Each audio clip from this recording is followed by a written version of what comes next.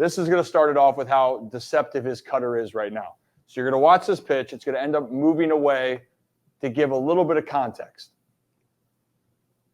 So that's going to be an end-up called strike, but you're going to see this theme. It's off the plate by a good, 6 inches or so. So in this case, just so you guys can understand, the ball is starting off for even the umpire that it's going to be a strike. Now, the catcher does a good job of framing it, but this is going to be a trend. So watch this. Pitch is called a strike, strike 3, see you later, okay? So now we're going to move on to the next victim, all right? Time out for a second. Matt McClain here, and you're seeing where this ball is breaking right here, and this is what's so impressive. This ball is starting off in the middle third of the plate, and because of the amount of motion that goes with it, the hitter's either going to freeze or it's either going to catch the umpire by surprise and it's going to be rung up for a strike. Matt McClain doesn't know what to exactly do because the ball's moving in the mid-90s, mid to upper 90s to be specific. So there it goes. So again, I'm going to rewind this for a quick second. Watch where this starts. So when you're looking at it as a hitter, you're thinking that's going right towards the middle of the plate. And I know the camera angle is a little bit over, so it might be even further over, but as a hitter, you don't have that much time to react. And this ball just keeps running. What do you want to do? That ball's in the other batter's box, but it's so deceptive. That's what makes him so good. Moving on. I'm sorry, Ryan O'Hearn. Ryan O'Hearn, great year for the Baltimore Orioles. What Corbin Burnes does really well is throwing his cutters effectively on the inside corner to lefties. It's almost like a cheat code for how well it is, and he locates it low and in, and hitters get frozen up. And unfortunately, Ryan O'Hearn's going to get frozen up. It's a perfect pitcher's pitch. You're going to see it come right at the bottom left corner. Could have been a borderline pitch, but that's just how devastating it is. So what are you supposed to do there? It's a borderline pitch. Sure, it might be a ball, but Ryan O'Hearn's not sure what it's going to do because he thinks it's going to come in more. And Corbin Burnes has that ability to either backdoor cut or be able to kind of stop how much his ball is going to fully cut. You saw Matt McClain, that ball moved a significant amount more. This one, it felt like Ryan O'Hearn was thinking the ball is going to move in. Where does it go? It stays right at the bottom part of the plate. And again, the other part of the context of this is how good hitters are, okay? So these are all really good hitters. Paul Goldschmidt's probably one of the best hitters in all baseball. If you haven't watched him, he's a former MVP. Incredible. Corbin Burnes lights him up. Again, you're seeing how far these guys are swinging outside of the zone, and that's not a coincidence. This is one of the most disciplined, best hitters in baseball. It's the deception that Corbin Burnes has with his cutter. It makes it feel like it's on the plate, and the ball just keeps running. And truly, I don't think people realize how good he is. Here's Rafael Devers, a guy he's going to face in the AL East quite a bit with the Boston Red Sox. Again, he's going to use that inside part of the plate where he got Ryan O'Hearn.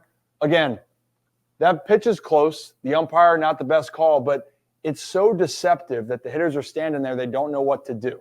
And you see the ball move way more to the right-handed hitters. It's strategic on the lefties to be in that bottom left corner. Here's Corbin Carroll, and this is actually a backdoor cutter. And this is what's scary if you're facing Corbin Burnes. You think it's going to cut across the plate? Well, guess what? He's saying, not today. Try to hit this puppy on the outside corner. I mean, that's dotted. Yes, it's a hair off, but if you're a hitter, you are just begging that it's going to be a ball or that you're hoping that something goes wrong. Because if Corbin Burnes locates the way that he does, you have no chance. And again, we have a theme here. Really good player, rookie of the year in the National League. The dude's dynamite, okay? There is so much to like, and I know his sinker is a big pitch for Corbin Burnes. Freddie Freeman. Freddie Freeman actually to me is the best, arguably the best pure hitter in baseball. Does everything well, hard to get him out. There's a reason why he's been one of the best hitters for so long. But if you're able to fool Freddie Freeman on a pitch, and again, that cutter you think we just talked about, and Freddie understands that. He scouts guys really well. Freddie's thinking that ball is going to be up here, and Corbin has the ball almost die like a sinker. It's like a sink cutter at times. That's what I don't know how to fully explain to people, and I'd love to talk to Corbin more in context about this because he can manipulate his cutter better than any other person I've seen that has a quote-unquote specialty pitch. This cutter's special. I haven't seen, honestly, a cutter like this since looking at what Mariano Rivera used to do closing out games for the Yankees. And then we're rolling through this. Again, cutter, that's just a slider. That's just mean. And so if you think he's going to throw a cutter and then he takes some time off of it, Bobby Witt Jr., same thing. What are you supposed to do? And that might have been more of a harder slider slurve. And again, Aaron Judge, one of the best hitters in baseball. So a cutter, you're thinking maybe it's going to cut across, and then you throw this dotted slider. So his cutter sets up all of his other pitches. We talked about that with Grayson Rodriguez in the past.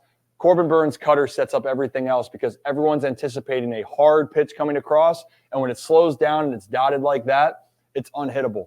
This is why Corbin Burnes is so special. And last thing I'll show you, because he has some other good pitches, and then we're going to get out of here. His changeup's disgusting, but no one talks about it because it's not his primary pitch, so to speak. So watch this. You think a cutter's coming in? Well, how about this changeup just dies away? And if you don't like that, last one to show you, just for fun. And he's dialed in. Kyle Tucker, fantastic hitter. What are you supposed to do with that? There's nothing you can do. And this is what I'm saying for hitters or for pitchers out there. The cutter sets up everything. Fastball sets up everything. Corbin Burnes can manipulate the baseball better than anyone else in the big leagues, in my opinion. And Corbin Burnes, we've talked about the upside of Grayson Rodriguez and Kyle Bradish and those guys in the past. Corbin Burnes, if the Orioles are going to go to a World Series, he's going to be leading the whole front of it. Corbin Burnes in a game that a guy that you won in the playoffs that can step up, he's a big-time pitcher. He's not afraid of any big-time bat. And I fully expect Corbin Burnes, that streak of being one of the best pitchers in baseball, I think his presence is going to be felt, and he's going to have a massive payday, hopefully with Baltimore. But at least in 2024, we're going to see Corbin Burnes hopefully lead the Orioles to the AL East and their first World Series appearance since 1983. That's all I got, guys.